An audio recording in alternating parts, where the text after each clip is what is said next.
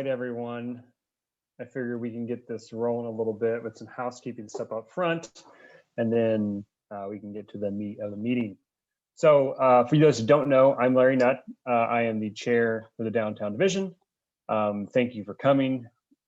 May is here, which is, I consider Indianapolis's golden month. The farmers markets are back. The Pacers are making a playoff push, and engines are humming again in the Speedway.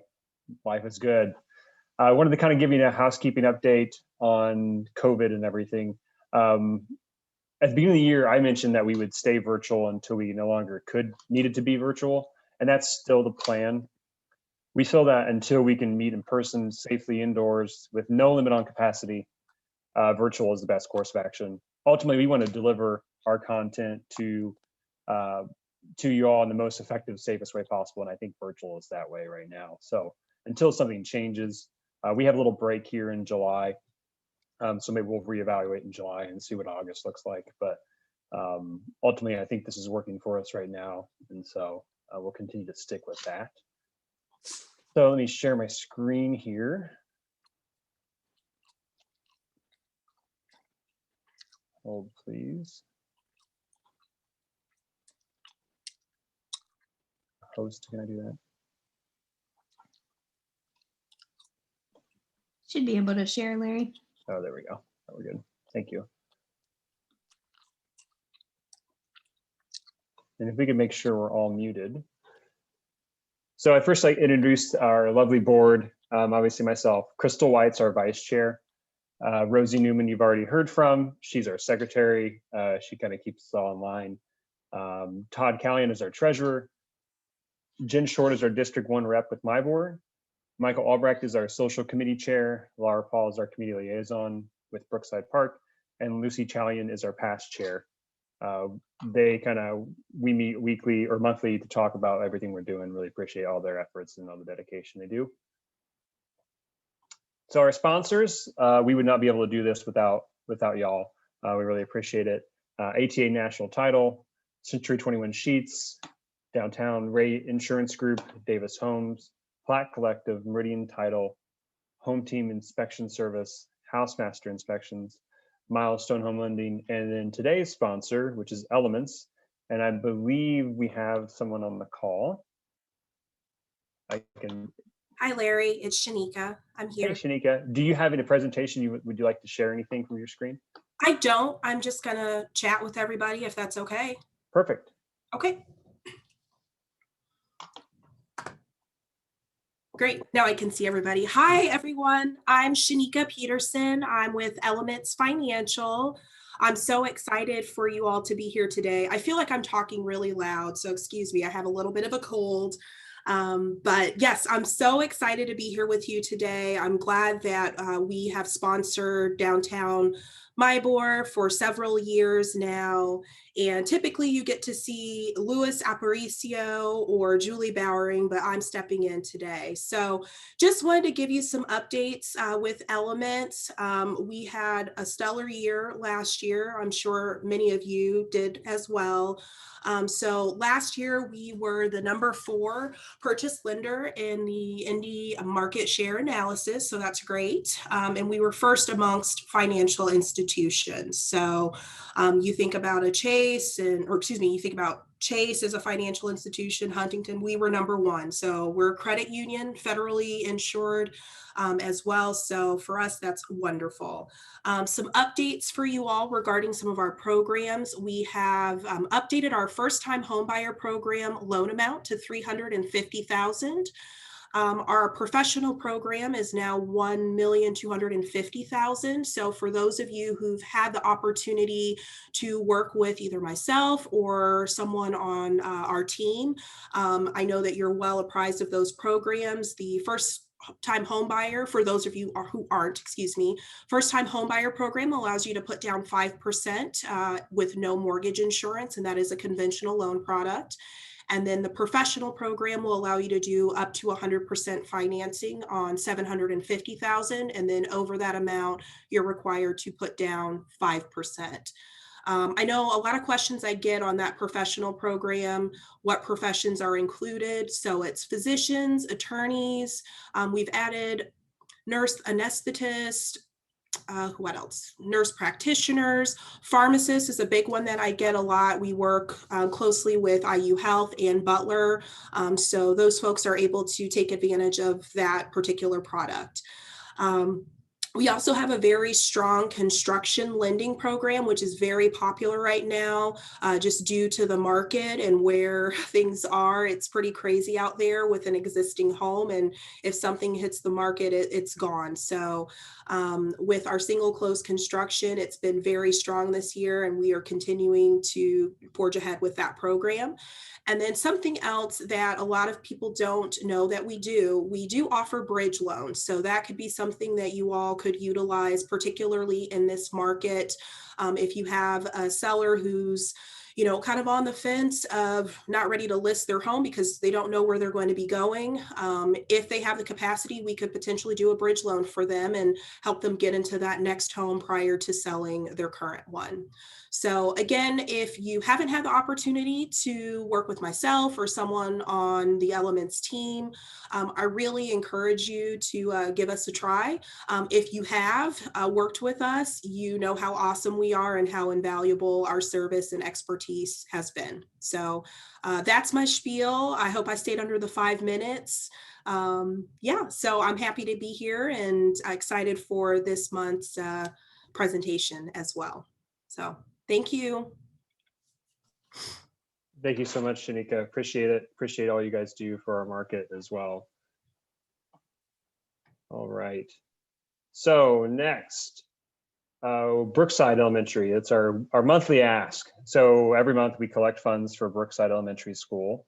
Those funds go to a number of different things. One of them being the Eagle store, which is a little store that the kids can purchase things with rewards that they get for good behavior and that sort of thing. And so our funds go directly to fund, getting those prizes and stuff as well. So I've put up here on the screen one way you can pay us and to give the kids some money. Also, you could message myself directly, or Rosie, or anyone of our executive team, or email us, and we can help coordinate a way if you needed a paper check or however you want to do it for your own record keeping. If you want to donate, we'll take it any way you can give it to us. So we appreciate anything you can do. We'll blast it up again later towards the end of the meeting. So without further ado, we're to the meat of the meeting, the reason we're here. So Jordan Ryan. Jordan is an architectural historian, archivist, and activist scholar.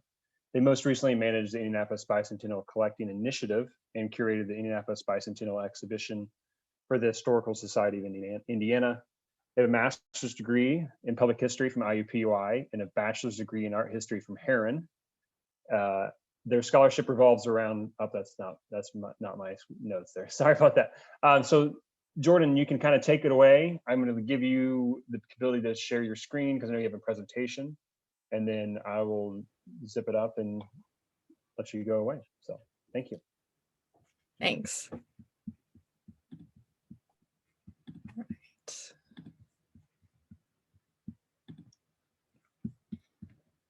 How's that look, Rosie?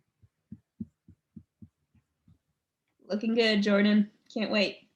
Gonna go ahead and get started. Thanks for joining us today. I'm really touched by how many of you have logged in to talk about a relatively uncomfortable moment of history that is directly sort of impacted by your profession. And I hope we can talk about some different aspects of this today that will help you better understand your work, and we can have a more equitable city. So a little bit about me. My goal of this presentation is to bring up some questions and highlight resources that help us think about how policy in regards to housing erase and reshape sections of the city. Think about concepts like platting and zoning and land use and how they might intersect with housing and transit and commerce. I want you to think about how decisions made 50, 100, even 200 years ago greatly impact how we navigate the city today, where we live, where some of us can live, how we get to work, what and how many amenities we have access to. And how we understand our movements through the city is entirely predicated on these historic decisions. So how can I use my skills as an architectural historian and archivist to find historic materials and collections that can help us today think about things like spatial equity and how not everyone has the same access to space? So how did I get started? I was working for the Indiana Historical Society, managing their architectural archive. And at the time, my big project for the last couple years was curating our Indianapolis bicentennial collection, which was, looking through the backlog, recontextualizing content, sort of layering materials on each other, working with the city of Indianapolis to bring in new content and reimagine sort of the programming and outreach we could do for the Indianapolis bicentennial. But ultimately, what I realized was that there were a lot of critical narratives that were getting swept under the rug, that a lot of people want to celebrate the city in almost like a city boosterism kind of way. And we weren't really acknowledging the violence and the erasure, and really just focusing on that celebratory history. And I thought it was important to take the opportunity of the bicentennial to do both. And so this document really is what started my thoughts about critical narratives. So this was a publication that came out in 1979 called Indianapolis Downtown Development for Whom? And it was a decade-long study that really criticized Unigov policy and how the post-Unigov city, that is to say city and county government unifying in 1970, it's supposed to be sort of an efficient way to remove services that were duplicated between city and county. It was supposed to, raise our population, expand our city boundaries. It's always coming back to like raising the tax base. Like I'm sure you guys think about that all the time. But what are the losers, within Unigov? And this document really shocked me, thinking about how the city sometimes prioritizes business and commuters and tourism over center township neighborhoods. So building on that, I really thought the first big project we could looking at all of the historic neighborhood documentation and photos and stories and, different civic orgs and all this documentation and collections we had, the first thing that made sense to me was to get into redlining, because that's something that is relatively accessible. We know how it connects to things today. It's in the news. And what I realized was that patterns of redlining show up in all sorts of other inequitable policy. So just to start with what redlining is, my definition is that it is the discriminatory practice by which banks, mortgage lenders, and insurance companies refused or limited loans, mortgages, or insurance within specific geographic areas, particularly in older and inner city neighborhoods, to non-white and/or low-income families by the guidance of the Federal Housing Administration's Homeowners Loan Corporation. So you'll see HOLC a lot in documentation. So in addition to that, realtors and real estate developers misrepresented markets and discriminated against prospective home buyers in order to control market values. So ultimately what redlining did was that it created these cultural and financial dynamics that favor white home buyers while creating an adverse effect for racially oppressed people, particularly Black communities. So here you can see the redlining map of Indianapolis. And the key to reading that map is that areas in green are defined as best, blue is still desirable, yellow, definitely declining, and red is hazardous. So this was done in 1937. It's part of the Mapping Inequality database. So you are welcome to check out Mapping Inequality online, and you can actually view all of these redlining maps throughout the country. So how did they come up with these evaluations, right? To look at that, you have to look at the area description forms that were sort of the key to understanding these maps. So here's an example of one of these area description forms. So the HLC devalued certain neighborhoods and tracts based on many factors, including the percentage of Black population or immigrant, or what they would typically say foreign-born population. Also low income, you see a lot about laborers in these forms. There's a bit about housing stock, considering things like the age and the materiality of the homes, a little bit about assessment values. Sometimes you'll actually see data about environmental or zoning factors, so like proximity to floodplain or industry or railroad tracks. But typically this has to do with the race of the occupants of these homes.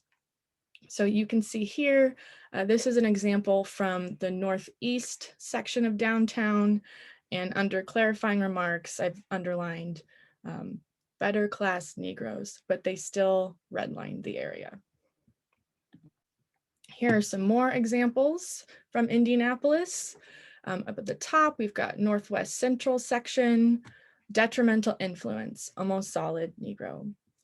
North Indianapolis, they're saying age and inhabitants are detrimental.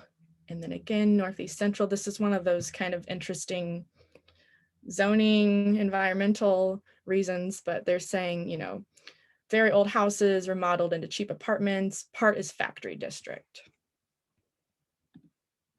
So what does this all mean? Why is this relevant today? It never stops being an issue. Think about, yes, people move around a lot, but some people just stay in their homes for a while. Some people pass their homes down within their family. So you do have this multi-generational impact in these neighborhoods.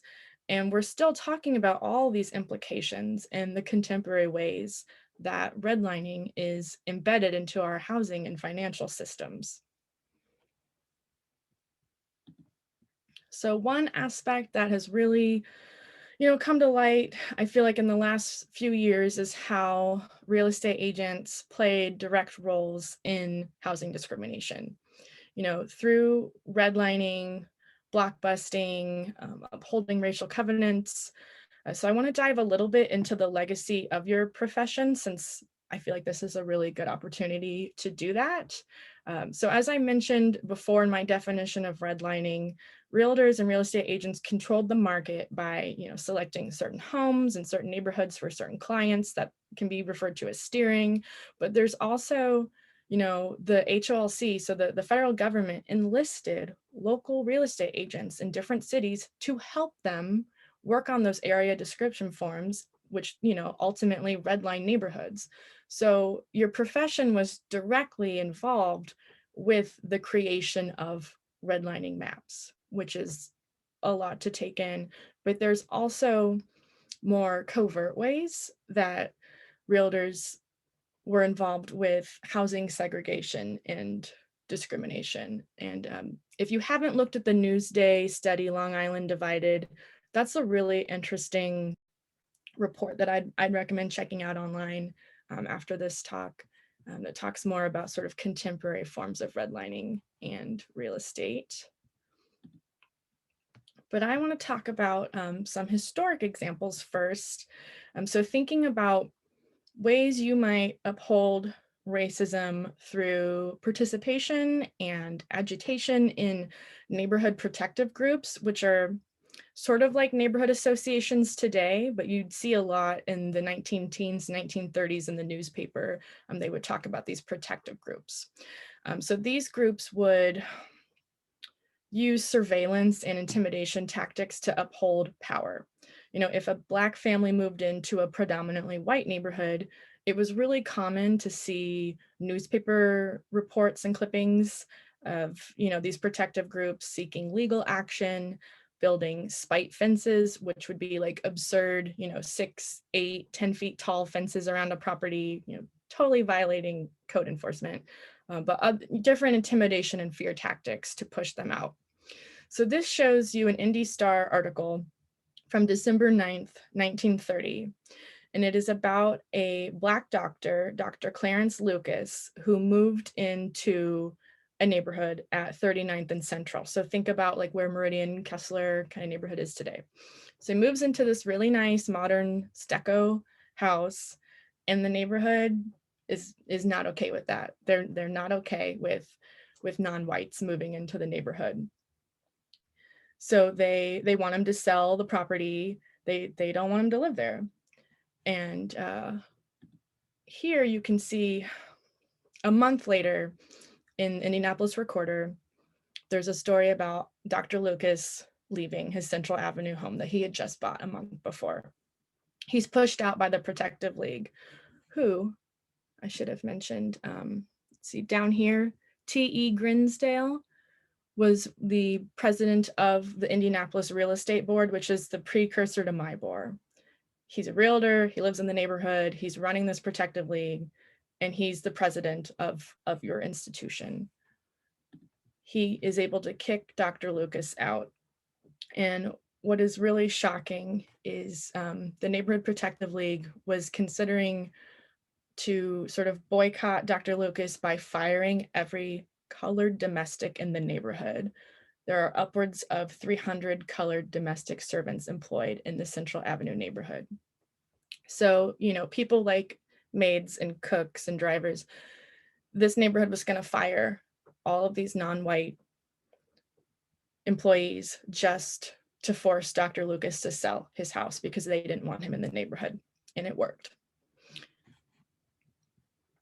Another really shocking example of local real estate agents, you know, being involved in different sort of racist groups.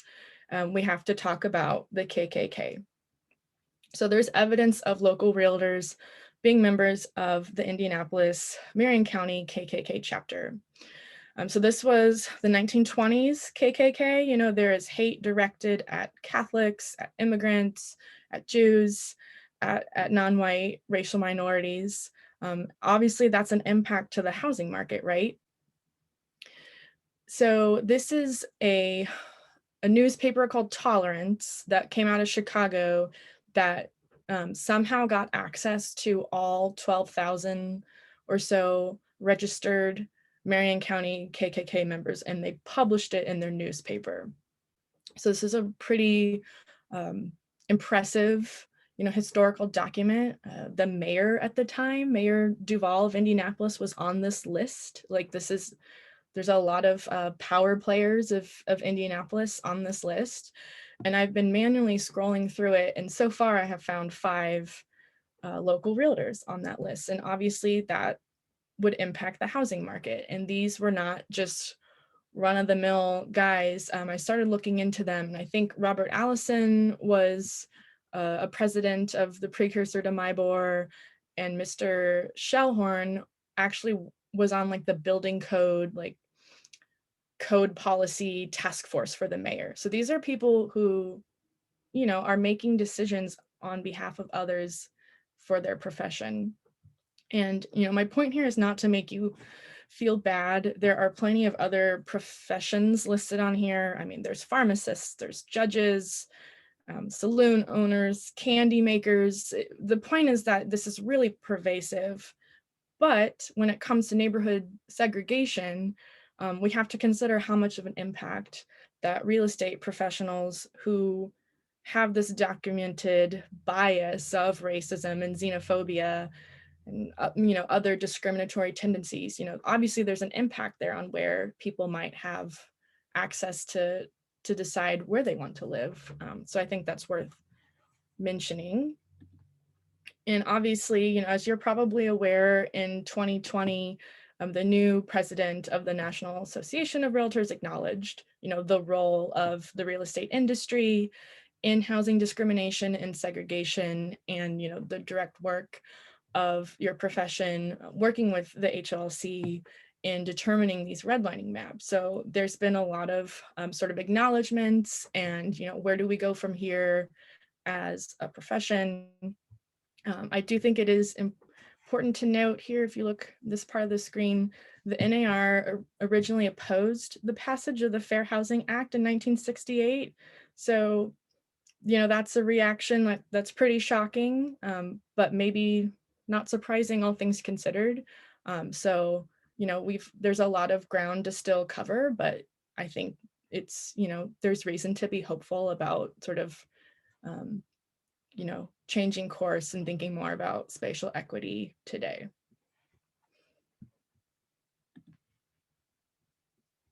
So one interesting study that recently came out that I would encourage you all to look at is this thesis on real estate agents as agents of social change, and talking about sort of that long arc of your role in redlining and reverse redlining, and how there's hope in this new sort of concept of greenlining. So how can real estate agents be in a position to truly sort of actualize positive change in neighborhoods, right? So this article discusses, the negative forces of real estate agents in redlining, but concludes with some interesting possibilities for how you could support greenlining efforts. And greenlining simply means strategies for bringing investment into areas that have experienced disinvestment. So investing in communities, in affordable housing, in homes, in parks, in cultural institutions, workforce development, things that sort of fall in line with the Community Reinvestment Act of 1977, but thinking about it in terms of equity. So understanding the historic context of these issues that still impact us today is the first step, right? How do we think about all of the different components of spatial inequity, of racist planning policies that got us to this place that we're in today?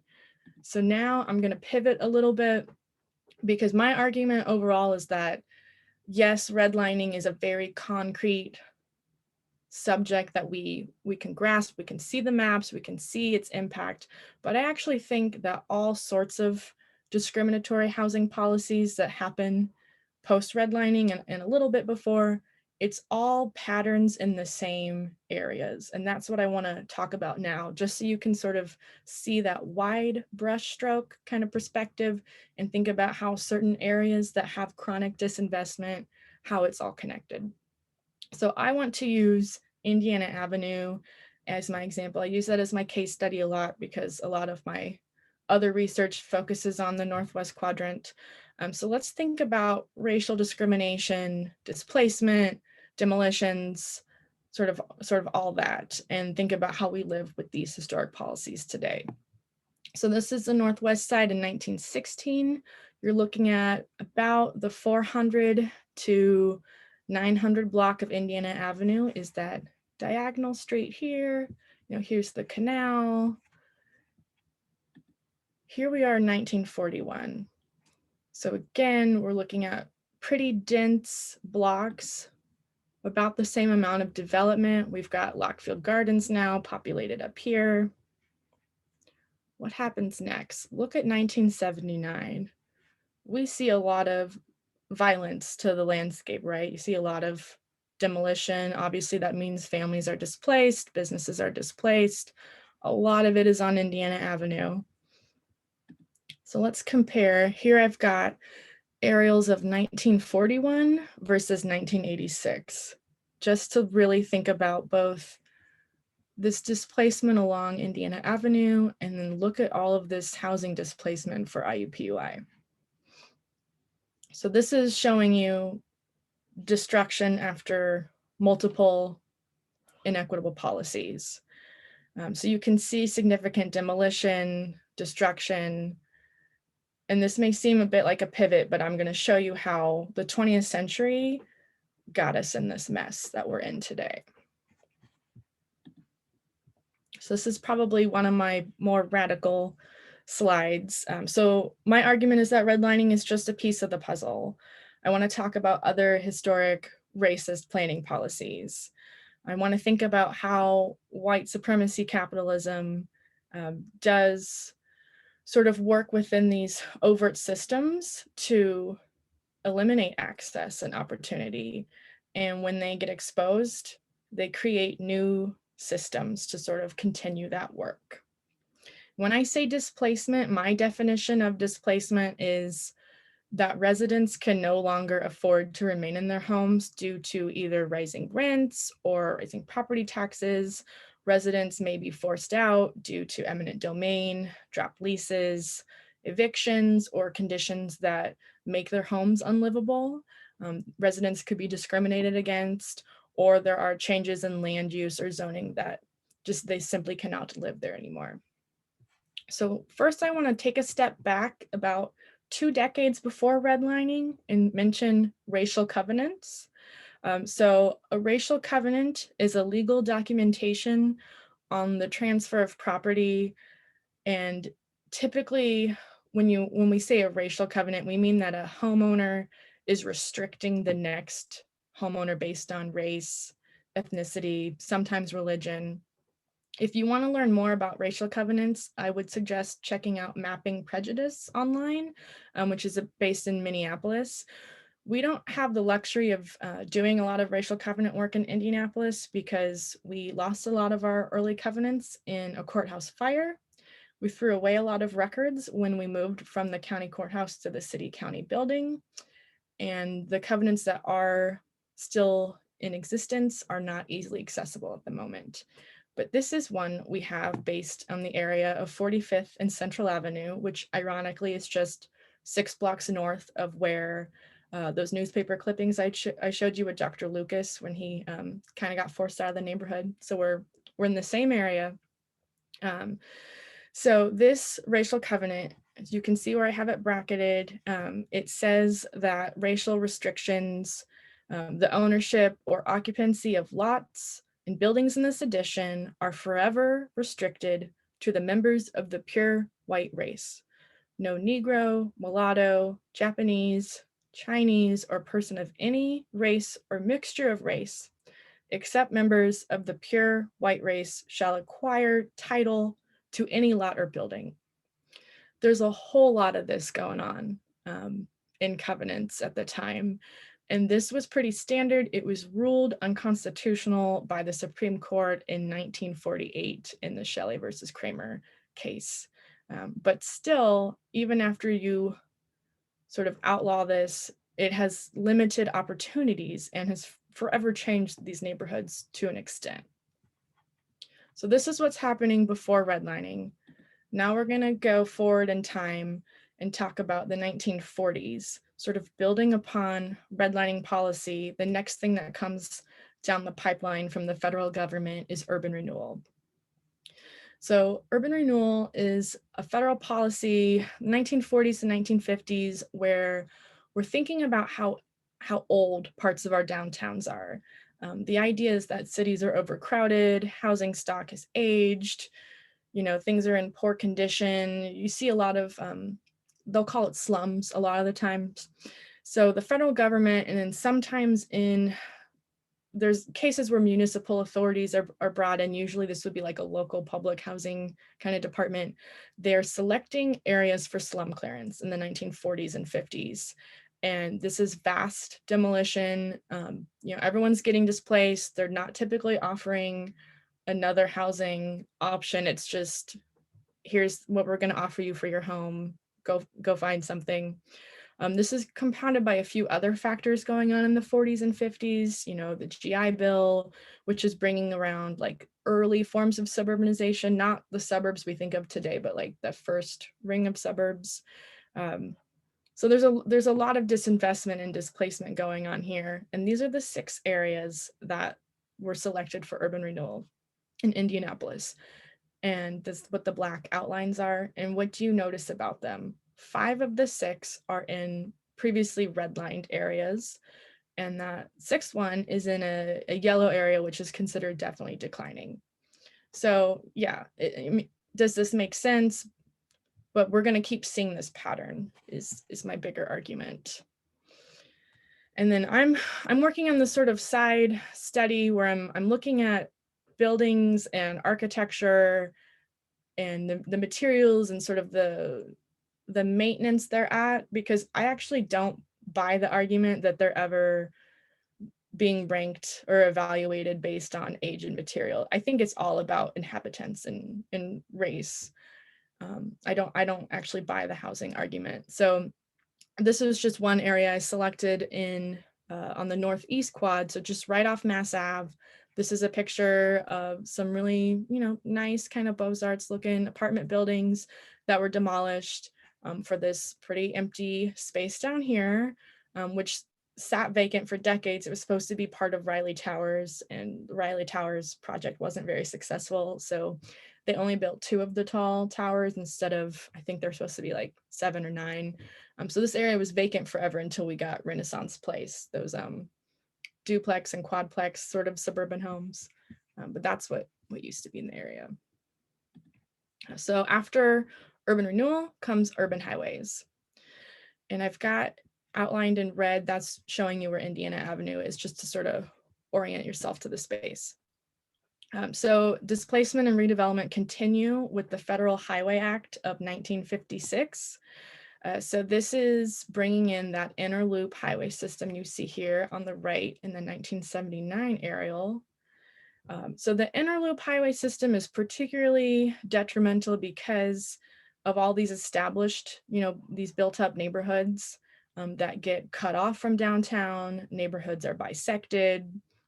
I think there's sort of a psychological barrier to that. I don't know if you've ever talked to anyone who remembers the highway being built, but I have a lot of octogenarian neighbors in Fountain Square who still speak quite painfully about the highway coming in and cutting us off from downtown. So ultimately, over 20,000 buildings, mostly homes, were demolished, and at least 22,000 residents, but probably more, were displaced from the inner loop highway system. And these are big numbers. Like, that's a really big impact to have to bring suburban commuters in at the detriment of Center Township residents, right? Here's a close-up of the north split, just to give you a better sense of how much space we're talking about gets, reconfigured, how much space is sort of erased in this process. And here's the south split. So, where Fletcher Place, Fountain Square, Bates Hendricks are today. So what happens when you overlay the redlining map on the urban highways map? It's the same pattern for the most part. So you see that most of the route of the inner loop highway is going through previously redlined, or at least the yellow devalued areas. The south side is always kind of this weird wild card. So it's pretty shocking that we go through a little bit of the blue, and actually the original route was more to the west, and NDOT thought that they could just go right through Garfield Park, which is pretty shocking. So they end up pushing it to the east a little bit more. So this is kind of a mouthy slide, but I'm thinking about different forms of inequitable policy and how they impact neighborhoods and communities based on place and what that sort of access is, right? So I'm thinking about things like, I'm watching a lot of stuff the CDCs do and other quasi-governmental groups, and I'm looking at how that might lead to displacement. I'm thinking about things like we have a lot of elderly homeowners that don't have access to maintenance funds, and then we're seeing this increase in code enforcement violations. And it's really easy to sort of separate all that stuff out, but I'm trying to think about it as this really complicated, messy web, because a lot of times I think it is. So that this is just sort of visualizing a lot of the housing, both governmental, but also sort of the market itself. And I'm thinking about it historically and like as an archivist, but sometimes I find little things that kind of fit into this web. So going back to Indiana Avenue, these are what a lot of the structures looked like right before demolition. So if you go to University Library at IUPUI, they have the most incredible collection of Indiana Avenue slides. Someone just very methodically went through in 1974 and just block by block documented all the buildings. And I bring this up because they're quite remarkable, and a lot of them, I would argue, look about the same or even better than the buildings that we saved on Mass Ave, on Virginia Ave. So what's different here? I think a lot of it has to do with race. And I think a lot of it has to do with the fact that that Northwest quadrant, particularly along Indiana Avenue, particularly in Black neighborhoods, gets redlined, has decades of disinvestment. So there's less of an incentive for the city, for historic preservationists to restore and save what's there. So that's why they use it as an excuse to just mass demolish a lot of this. Whereas in Mass Ave and Virginia Ave, they saved a lot of the historic buildings. And this picture on the right just kills me. I think this is a really, really beautiful structure that's long gone. And it's also a symbolism of lost opportunity. So yeah, I think a lot of it has to do with redlining and disinvestment and race. So now we're going to move forward to the 1990s and talk about the impact of these policies like racial covenants and redlining and urban renewal and downtown highways, and think about impact, because we can start really tracking data and impact by the 1990s. And Savvy, the Polis Center, they have some pretty incredible reports looking at gentrification data. So I encourage you to check out the report Neighborhood Change 1970 to 2016 if you haven't. My definition of gentrification is the restoration or redevelopment of homes, businesses, and other amenities in rundown or less desired urban areas, accompanied with usually an increase of middle class or affluent people, usually resulting in actual or perceived displacement of low-income residents and changing the cultural character of a neighborhood. So all these different policies, we can start to see evidence that there's disinvestment and that creates displacement. You know, some people do leave because they can afford to, but others stay because there's nowhere else they could go or find comparable housing at the cost or at the similar geography. But disinvestment can create such low land values that becomes a tempting investment to others, right? So that's where this idea of gentrification comes in. And it's almost an inevitable next phase with what started with racial covenants and redlining and all that. So these maps show you areas that Savvy is designating as gentrified, looking at change over time, starting with 1990. And most of these areas are previously redlined neighborhoods. And you can just see it kind of expand throughout Center Township. And it doesn't stop there. So this is some new content I put together a couple weeks ago on blight elimination. I don't know if you remember the blight elimination program about 2014 or so. Snarkily, I call it Urban Renewal 2.0. It's a scattered site version of urban renewal. And it really makes me question like what we learned from what didn't work with urban renewal. So the term blight elimination is sort of a take on slum clearance, right? And I feel like it's rooted a little bit in racist ideology. And I really struggled with the blight elimination program because it just seemed like, what's the point of demolishing homes if we're not providing capital to long-term residents to rebuild these areas? Who's coming into these neighborhoods, to these empty lots to invest? What does that long-term impact look like? You know, I had a lot of questions like that. So I was able to find the original list of about a little under 200 homes that were demolished with the blight elimination funding. So I mapped them. And what I found is that most of them line up with previously devalued yellow and red areas in the redlining map.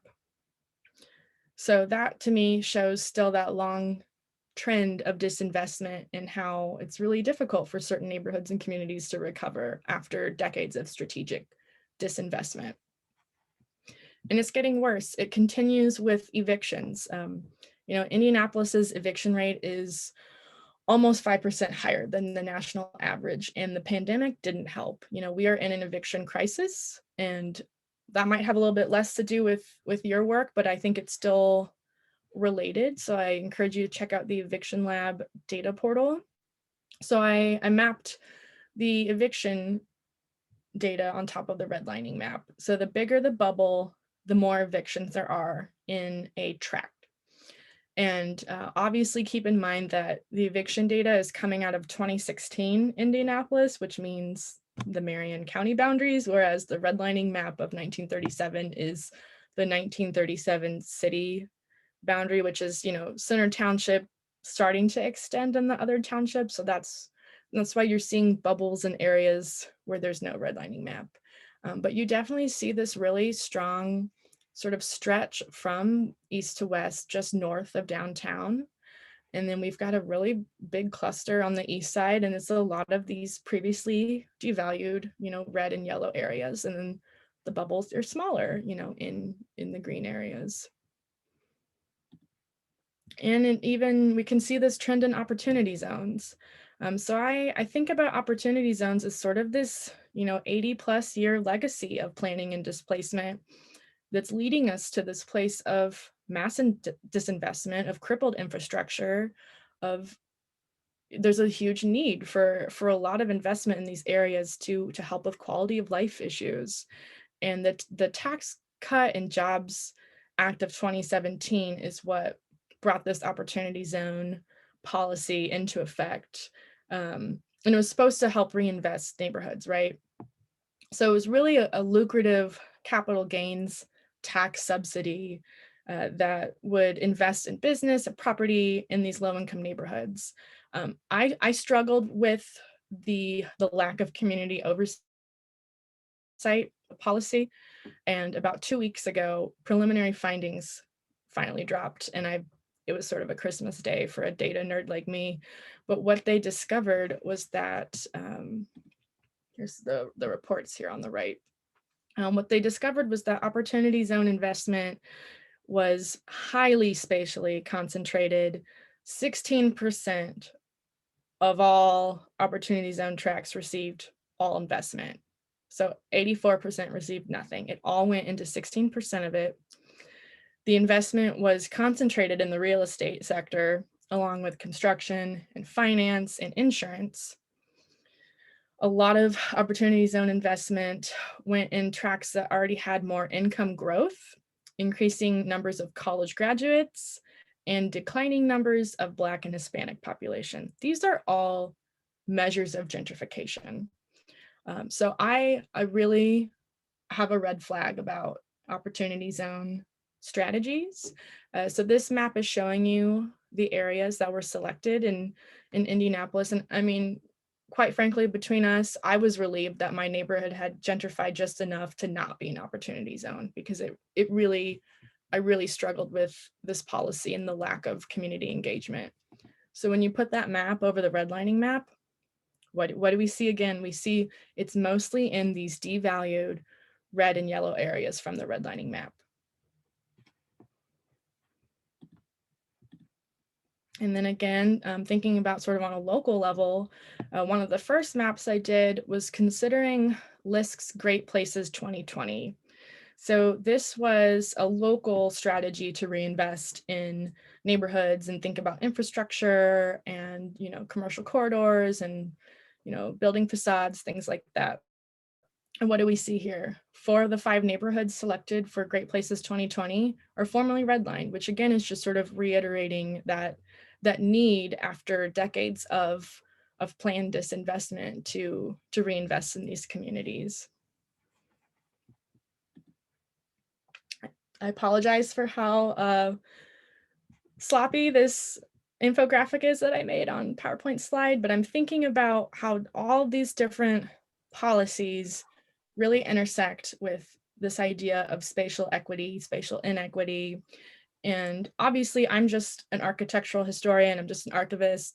So I can only really, my expertise is really looking at things like land use and zoning and planning and how historic preservation fit in and how affordable housing could fit in, thinking about the built environment. These are different topics that obviously play a role in this bigger discussion that I'm not qualified to have, but if you talk to people who are, education experts and healthcare experts thinking about environmental justice. There's so many different ways that really complicates this issue, but it's really about how can we be better with geography and neighborhood and place-based equity, particularly for those who are racially oppressed and those who are economically oppressed, who tend to be the same groups.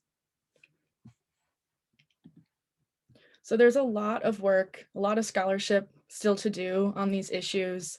How can we mitigate? How can we subvert? How do we challenge what has happened, particularly in the last 100 years? I want to be an active accomplice in fighting this, in this fight against racism, in this fight against white supremacy capitalism. I want to advocate for supportive policies, support for activists, give you the receipts, give you the newspaper clippings or the data or the maps that you need to further, fight for equity in all of your professions. The city's going to be shaped, right, by all of these historic policies, from things like the 2020 pandemic, thinking about police brutality, thinking about racial inequality, our national housing and eviction crisis. It's all from historic policies, and it's all historic moments that are going to inform the next 100 years, right? The city is a stage of accumulated and intentional inequitable design choices, but we don't have to let it be that anymore. The future is uncertain, but onward we go, speaking our truth, finding connections, building coalitions, and I do this in solidarity for spatial equity. So thank you for your time. I have a few resources. Rosie's got this list that we can distribute after. And then there's a few book recommendations I have if you want to read more. I know The Color of Law is the typical book that people recommend, but I would really recommend that first book by Dr. Nathan Connolly, A World More Concrete. It is looking at all sorts of racist policies, covenants, redlining, highways, redevelopment in Miami as a case study. And I think that's a pretty good book. And then some of these other texts get more into the real estate and banking side. I'm currently working my way through that last book, At the Boundaries of Home Ownership, right now. So feel free to contact me to discuss this presentation or other architectural history related projects. I'm operating my own independent research consulting services now, focused on architecture and land use history, as well as archiving services. If you're interested in more redlining content, I'm currently working through my Indiana Humanities Racial Injustice Research Fellowship right now. It's titled A Judgment Call, Indianapolis, Redlining and Unjust Legacies. So I'm working through a lot of primary source documentation from the HLC, doing some of that photo analysis I talked about earlier with the buildings, and I'll have a lot more information prepared this fall for some additional public programming, which is part of this research fellowship. So stay tuned for that in the fall. And that's all I've got. So thank you today for letting me talk about uncomfortable history for about 45 minutes. And I think we might have time for a few questions. Thanks.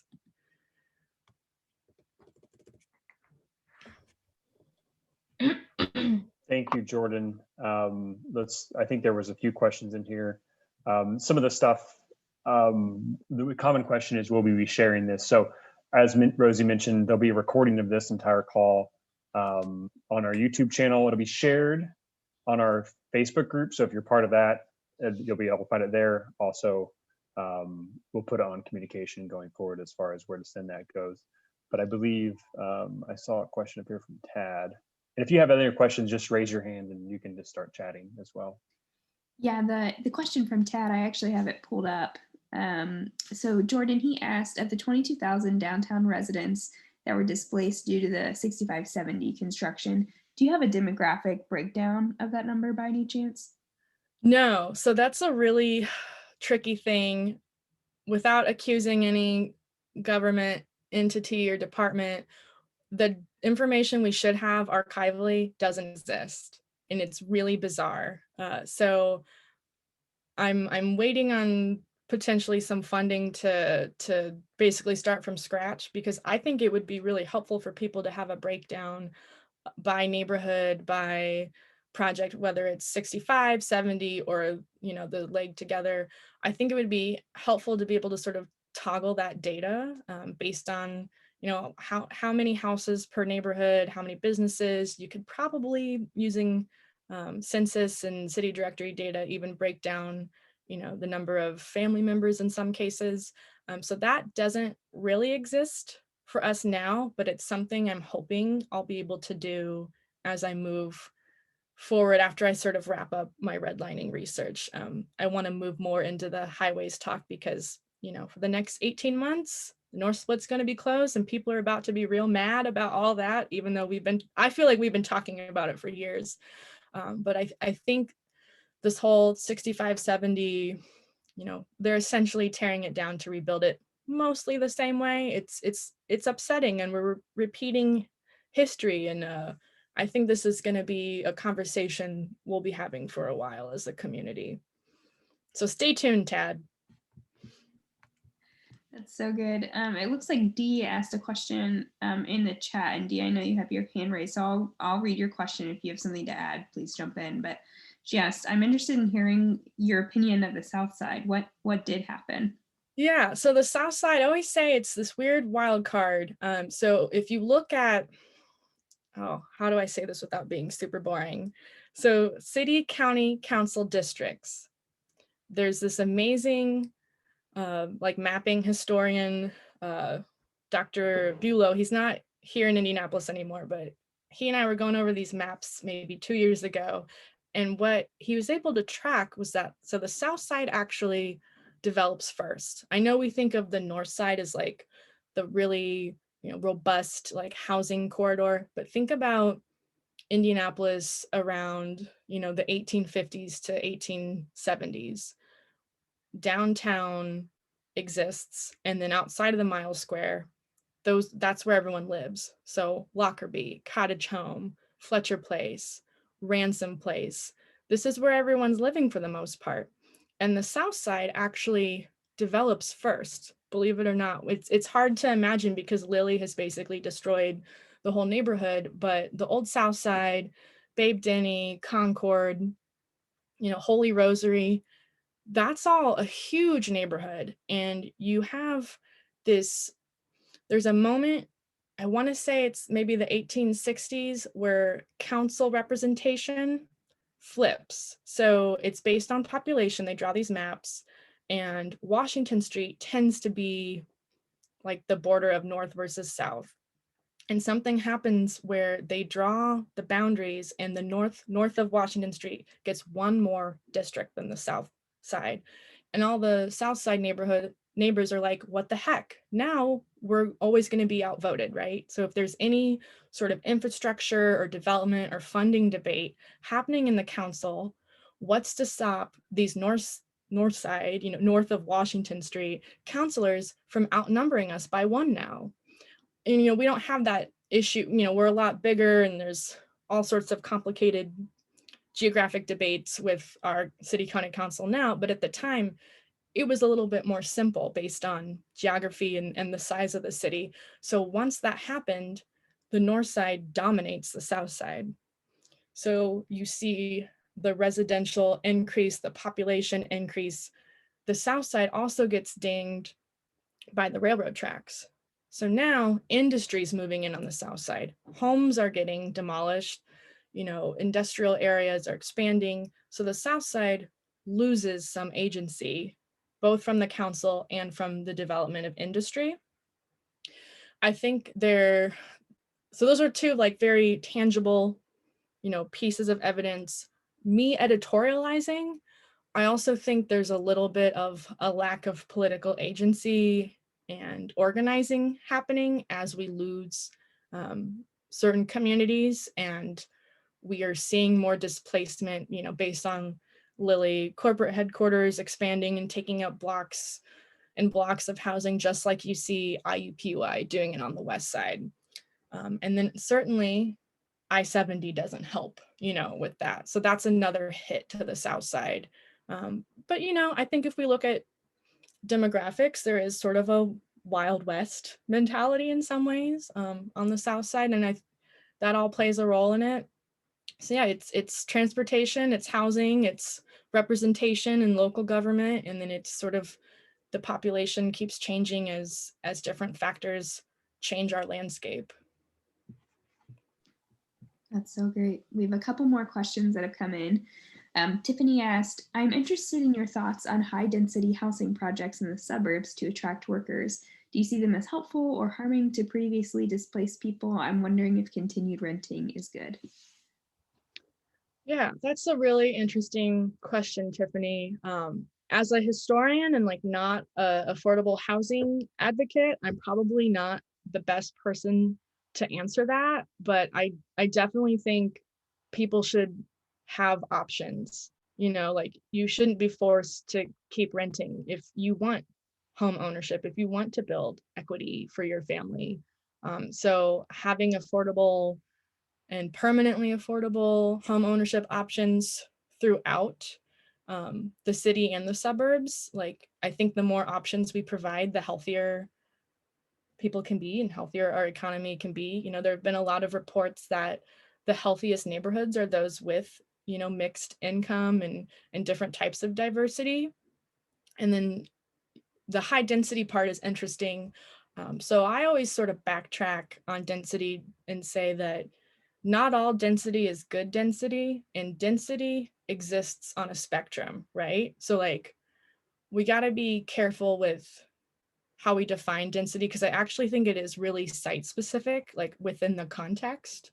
And sometimes, the best density for one space isn't going to be the same for another space. And that's based on that larger context and land values and the needs of the community, lots of things.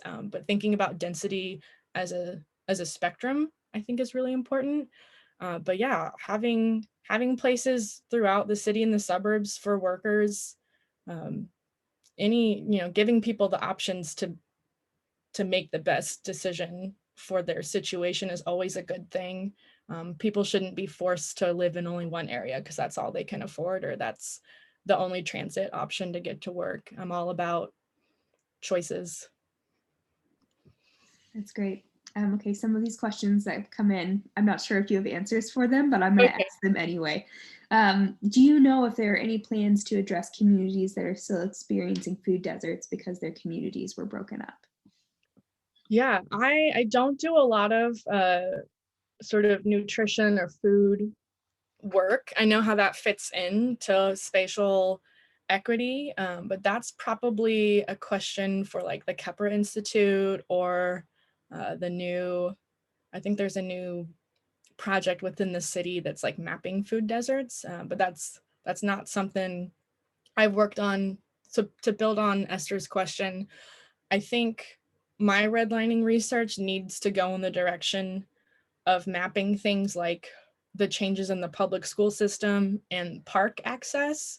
I think those sort of bigger quality of life amenity questions totally tie into all this. So it's just sort of wrapping my head around how to access the data or create the data, map the data, and sort of tease that out. But that's sort of what's next on my radar. Oh, that's awesome. I can't wait to hear. Yeah, your never stops. Okay, so Tad asked, when did the power shift at the city council happen, giving north of, oops, sorry, another question came in, giving north of Washington the majority you mentioned? Do you know what years? Yeah, I think it's the 1860s or 70s, but I'd have to go back to those slides. I'll send them to you later, Tad. Perfect. And then AJ asked one last question. Do you know if there are movements to protect neighborhoods from the planned construction for the new academic health center for the IU Med Center? I don't know what that means, AJ. Do you mean the new IU, the hospital sort of reconfiguration on the Northwest Quad? Is that what you mean, AJ? So the downtown health center, they're planning to do reconstruction of the hospitals, and that I can only assume it's going to heavily impact the nearby neighborhoods. I was just curious if you, in your work, if you've encountered anyone to try and give at least the community a voice and not just like the board of trustees. Yeah, so I looked at that space when the maps came out. They're looking at 16th Street it's like 65 on the west, to 10th or 11th on the south, and I think the eastern boundary is Capitol. And ironically, a lot of that area housing was already displaced decades ago. It is mostly commercial and industrial. There's a few apartment buildings, but I am definitely interested in I hope they tell the story of the early neighborhood that was there. I mean, if they don't, I'll just do it on Twitter, because I'll just tweet maps and photos anyways. But yeah, there isn't a lot of housing left in that area. I do think it'll be interesting to look at north of 16th Street, because there still is housing there, and IU Health has encroached upon it, just like IUPUI did on the west side. And what will that look like when they leave, when they go south of 16th and then that land opens back up? Can we turn it into housing again? Can we, invite displaced neighbors back? Can we do affordable housing? Like, that's where my brain goes, is permanent affordable housing for people who have been denied, the opportunity for home ownership and have been robbed of, equity theft is a real thing for racially oppressed communities. So that's where my brain goes, but I don't think anything has been decided yet until they figure out who's working on those projects and what they're going to do. But that's where I would go if I had anything. If I was the benevolent dictator of Indianapolis, I would want to look at who was displaced and how can we sort of right the wrongs of institutional displacement over time. Well, thanks everyone. We could do this, I'm sure, all day. Jordan, will you put your Twitter handle in the chat? Yeah. So people, if you're on Twitter, you're a great follow. I follow you as well. And so I enjoy the map, their data as well there. So I appreciate it. Once again, we'll be putting this recording on our Facebook group and on our YouTube page as well, if you want to share it with your office. And I can't speak for you, Jordan, but I'm sure if you're in an office and you think this presentation will be good and you want to have a more of a personal experience, I'm sure you could reach out, and Jordan would love to facilitate that talk. So switching gears, thanks again. Let me share my screen here. So just an update, we do our back to our ask for Brookside. Currently we have about $140 donated. Appreciate everyone who's donated. In case you want to donate still, you have a chance. Just here's the contact information. Once again, reach out to Rosie or myself, Todd, or anyone else, any of the leaders, on how to make a donation. We'd appreciate it. And before we get to our updates, I wanted to announce our next meeting. So June 1st, we have a seller's market, the team approach. So we've got Kelly Lavengood, Mark Branch, and Molly Hadley. We're going to be discussing how to navigate the market that we're in from both a team perspective and an individual perspective. Look forward to having you be on Zoom again, same channel, same time, etc. So that's kind of the stuff I have. Let's see, I saw Gabby made a comment. I know that Sierra was going to talk. Whoever wants to go first, the floor is yours. I'll go first if that's okay. Perfect. Awesome. So we have a lot of updates today, so I'll just kind of keep it short and sweet, and then I can post some links in the chat as well. But just so y'all know, the Real Estate Academy of Leadership applications are open now, and they will be accepted through June 30th. So if you haven't been through Real, it's an amazing opportunity. I know Larry has, and a lot of other people on this call have been in Real. And so last year with COVID, they kind of took a year off and revamped the whole program. So it's like a new and improved version. I think there's a lot to be learned from it. I've sat through the classes like 3 different times and I learned something new every single time. So definitely encourage you guys to apply for Real. More information on that is available at myboard.com/real. All of the application information is there as well. The My Board podcast is up now. This month's podcast features Jen Short, downtown's own, so snaps for that. So listen to that at myboard.com/podcast. And if you haven't subscribed already, definitely encourage you guys to check that out. My Board is hosting a Raise the Bar event on dispute resolution on Thursday, May 20th from 1 to 2:30 p.m. You can sign up for that online, and there's an awesome speaker and really good stuff there. So encourage you guys to check that out. We have a lot of professional standards, professional services type programming coming your way, especially around diversity, equity, and inclusion. And there's even going to be a CE class it's in June. I forget the exact date, but we'll get that out shortly. So stay tuned for some really good programming coming your guys' way. Just a quick update, My Board has changed the clear cooperation policy, and the policy states within 1 business day of marketing a property to the public, the listing broker must submit the listing to the MLS for cooperation with other MLS participants. More information is available at myboard.com/clear cooperation. There's an awesome video that really explains it super well, but just remember 1 business day, you sign in the yard 1 business day. So that's just a quick update since the market is so tight right now. The next MPro Bootcamp is coming up May 17th through the 20th. So if you haven't checked that out, look at myboard.com/MPro. It stands for the My Board Master Professional Certification. I know a lot of people on this call have been through it. So definitely ask one of those people if they found it beneficial. I think Dee Young is in one of the videos. It's coming out soon too. So look for her on that because I saw the quick cut of it and it looks really good. So very exciting. And then last but not least, NextGen has a meetup on May 19th from 3 to 5 p.m. at Oak and Barrel in Greenwood. It's just a meetup. There's no program. It's just an excuse for us to support a local business and have a really good time doing it. So we'll be socially distanced and, taking all the precautions, but come out and join us, see us in person, and, get excited for that.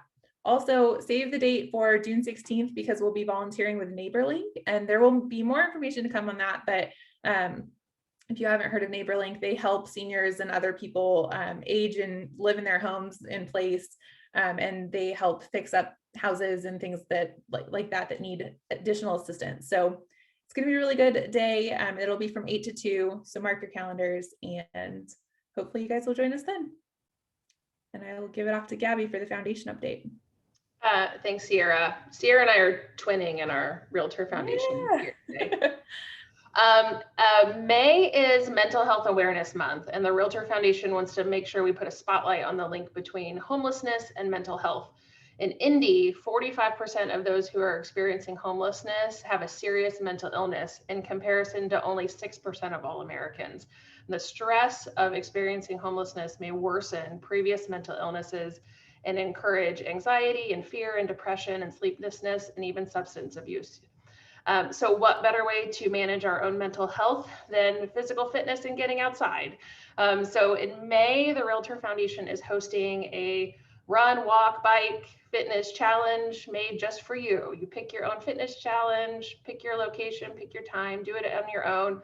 It's all virtual and really a great way to get outside, get physical, work off some of that mental stress from this crazy market right now. And it all helps raise money for those who are experiencing homelessness in Central Indiana and our mission. I know downtown is planning a meetup, so you can do your fitness challenge and then meet up for a social. And I think Michael probably has the details on that social get together to share, but register. It's $30 to register. We'll send you a really cool t-shirt, or you can pick it up at MyBoard. Registration is at realtorfoundation.org/race. Thank you, Gabby. So I put the Eventbrite link for our official meetup, but we've shared our team. We've got a team for the 5K, 10K bike and run. We'll be meeting at Centerpoint. You can do it on your own as well, of course. You don't have to do it with us. But I'm a runner, and I saw this as an opportunity to cross my intersections of my love for networking and then my running. So May 19th, we'll meet at Centerpoint at CCIC, and then run up the Monon, or bike or walk. You don't have to, and then maybe, you know, grab a beer afterwards, and whatnot. So make sure you sign up first though through the foundation, and then sign up on our Eventbrite. That way you know we're coming. Lacey, did you have anything to add for RPAC? Not really, but Okay. I will just plug one thing. The legislative conference for NAR is going on right now, and you can actually register for free since it's all virtual at nar.legislative.realtor. I'll put that in the chat. But lots of great content about what your advocacy groups are doing at on Capitol Hill, and that's all I have for today. Well, great. Well, thank you, everyone. Once again, appreciate everyone being here and participating in this conversation.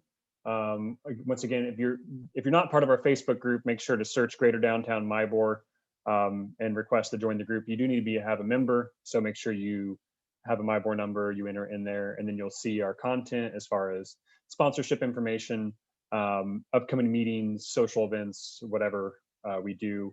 And have a great Tuesday. Try to avoid the rain, it looks like. So thanks again.